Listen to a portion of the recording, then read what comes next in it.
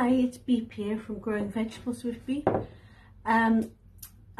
We had some squash last night and blue banana, and so we kept the seed, and I want to show you what I do with them. So, like I just said, this is the seed and a bit of sort of fibery stuff. I pull the seeds off. The moment I'll pull all of them off, and then I'm going to wash them. You can already feel some are very thin, they won't come to nothing, but I'll show you what I do with them. Make sure you pull out all the seeds you can see. Seed saving is very important to do, but you need to ensure that you keep ones of heritage variety, because F1s, they may grow. A lot of people say, oh, I keep my own, you know, my tomato, and they'll grow, the plants will grow, but you won't get many fruits on whatever it is, whatever you're keeping. So if this was a Crown Prince, which is a F1 hybrid, then I wouldn't bother keeping the seed. But because the blue banana is from Real Seeds, which is a UK company, well worth going to, these seeds can be reused again and again. So, you know, I can grow blue bananas from these, and then I can, from next year, I will keep the seed from those. So I'm going to toss this fibrous stuff, and then I'm just going to get some water.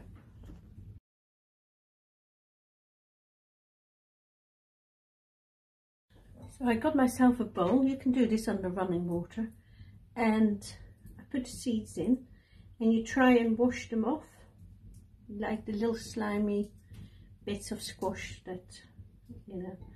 So you try and, some people say the ones that float are the ones that will be the good seed to keep, and other people say not so. I would just, my way of seeing it is, I'll show you in a minute how I can feel if it's good seed or bad seed. But you wash it off as much as you can. You can't scrub them clean because it's just, they're very slimy. I get a paper towel, put that on, and you put the seeds on. This way they'll dry, and then I'm going to put them by warmth, not full-blown heat, for them to dry. And then we'll show you the next stage. You can see what they look like. What's that one? Look at that. So these seeds, some of them, not all of them, because I can already see that this one here is very thin, so it's got no seed in it. You can just see how thin it is compared to, let's have a look, one that's much thicker. You will see it when you start saving your own seeds quite easily. Right, so now I'll put it by some form of heat. We've got an open fire, so above it, it's not too hot, but, and then leave them for a few days to dry. You'll suddenly see that they'll dry. I'll show you now. One thing, I put them in a bowl once I've washed them off, because they will stick on the tissue paper, and then this is really just for drying off. So they need to go in the bowl, because the bowl, they won't stick in there. You can easily loosen them in. So though I wouldn't personally keep them on the tissue paper, because they might try and grow, because it's sort of wet from you drying it off. So you could try a dry piece, but me personally, I wouldn't do it, but that's up to you. Right, so now I'll put it by the fire. One thing, I put them in a bowl once I've washed them off, because they will stick on the tissue paper, and then this is really just for drying off. So So they need to go in the bowl, because the bowl, they won't stick in there. You can easily loosen them in. So I wouldn't personally keep them on the tissue paper, because they might try and grow, because it's sort of wet from you drying it off. So you could try a dry piece, but me personally, I wouldn't do it. But that's up to you. Right, so now I'll put it by the fire. So these are some of my dried ones. These are blue banana. Once they're dry, like I said, it takes 4, 5, 6 days, depending on the warmth. But you don't want the heat to be so strong that they just dry on top of a radio. You need to let them dry out naturally. And they get these little, I don't know if you can see them, yeah, little bits that comes off the seed, last bit. It's quite cute. It's quite therapeutic going through it, cleaning them all off. And once they're clean, I sort through them. I'll show you what my sorting is. These are all plump blue banana seeds.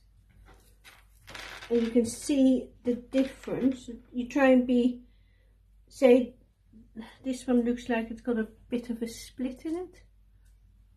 I wouldn't keep that. I wouldn't bother sewing that.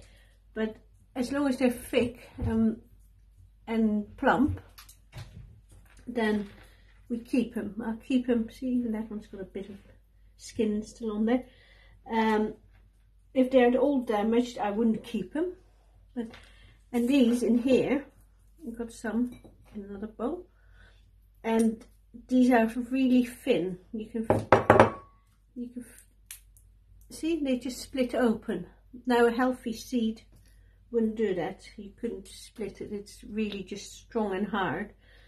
But the thin ones, literally, they have softness to it, and you can feel there's just no seed inside. So discard those and just keep the ones that are thick and plump. And these, I've got a nice handful, should start producing me a lot of blue bananas in the next year. See here, I've got another one, and it's slightly split. It wouldn't be the healthiest seeds, therefore I wouldn't keep it, because you might as well plant a strong healthy seed as you would an unhealthy seed, because I have far more chance of growing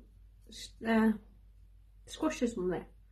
So I keep these in a little envelope, because paper is better than plastic. I pour them in and write a date on, January 23.